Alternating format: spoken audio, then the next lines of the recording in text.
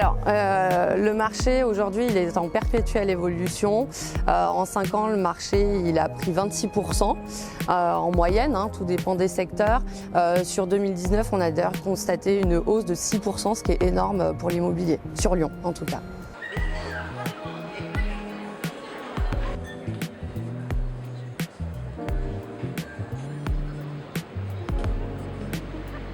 Alors c'est difficile de prévoir l'avenir. Aujourd'hui, ce qu'on sait, c'est que la progression du marché, elle a atteint sa vitesse de croisière, donc ça commence à se stabiliser un petit peu. Et il ne faut pas oublier que Lyon, c'est la ville la plus chère, après Paris évidemment, et qui est passée devant Bordeaux cette année.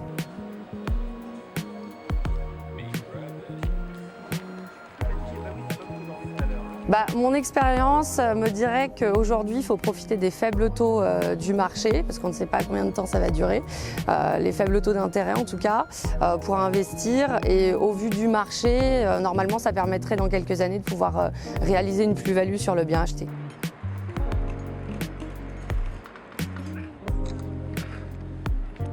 Pour moi, la Guillotière, le secteur de la Guillotière dans le 7e arrondissement, pour moi, il n'est pas encore assez apprécié parce que c'est un quartier qui est quand même très dynamique, il y a beaucoup de commerce aujourd'hui, les universités sont à proximité et je pense que c'est un lieu idéal pour un investissement locatif, déjà dans un premier temps, pour tous les étudiants. Voilà, c'est à 2 pas de Bellecour, voilà, on est très proche de l'hypercentre lyonnais, donc c'est un quartier qui mérite d'être vu, je pense. Également pour une résidence principale, parce que c'est un secteur qui va prendre de la valeur aussi, où les prix sont encore assez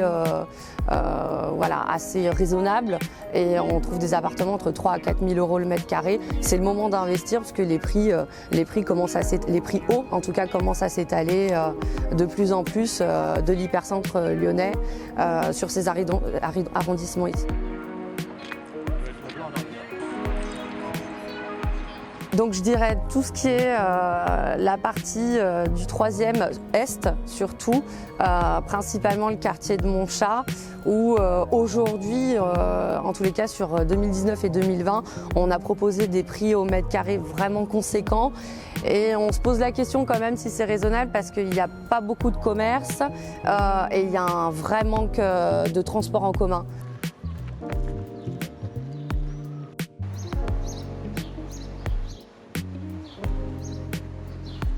Alors, depuis quelques années, on constate quand même une pénurie de biens proposés. La crise sanitaire qu'on traverse aujourd'hui, elle a légèrement équilibré le marché, mais ça reste quand même assez tendu. L'arrondissement sur lequel on a peu d'offres, je dirais que c'est surtout sur le 2e arrondissement, tout ce qui est très hypercentre, voilà, parce que les gens ils sont très bien, j'imagine, et les prix sont très élevés aussi.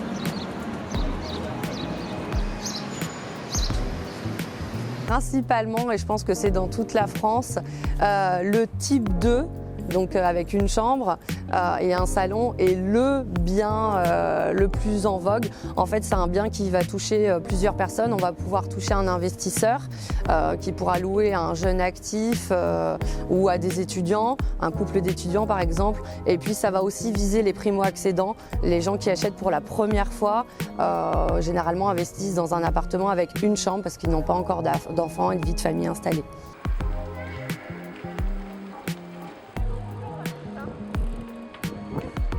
Alors je pense qu'en quittant Lyon intramuros, on peut profiter quand même de tarifs en tout cas plus avantageux aujourd'hui. On gagne en mètres carrés, on gagne aussi en jardin et les prix, je pense, risquent en tout cas de continuer à s'accroître. Et en tout cas sur la première et la 2e couronne lyonnaise, je pense qu'il est temps d'investir. Oulin par exemple, avec la création du métro, pour moi est une belle opportunité.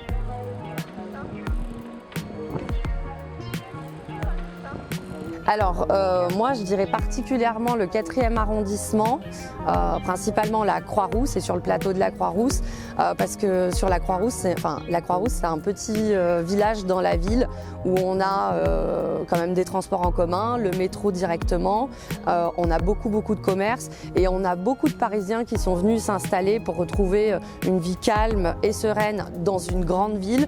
Donc forcément, le turnover est moindre et les gens restent plus longtemps. Et puis, c'est une population assez familiale, donc les familles déménagent moins que des jeunes actifs propriétaires.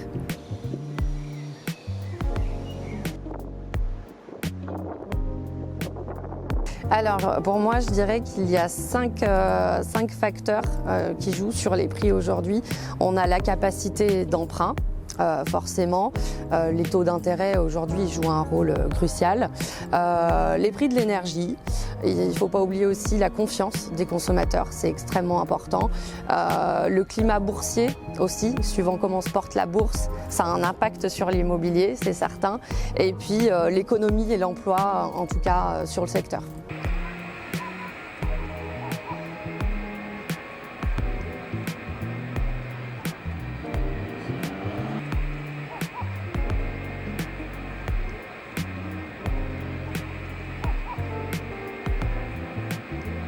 Alors les signes avant-coureurs, il n'y en a pas spécialement. Je dirais que le marché immobilier français est complètement atypique. Il ne faut pas oublier que c'est un des rares marchés qui n'a pas subi de décote lors de la crise financière de 2008. Donc c'est difficile de prévoir. Je pense personne ne peut savoir, on n'a pas de boule de cristal, donc c'est compliqué.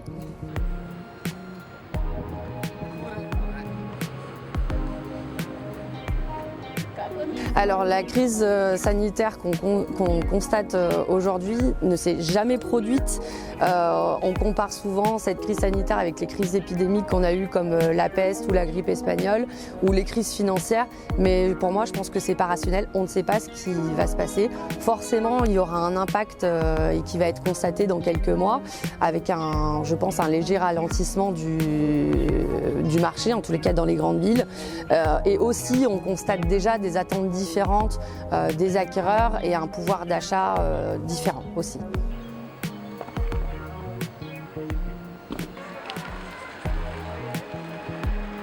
Alors, je dirais Toulouse.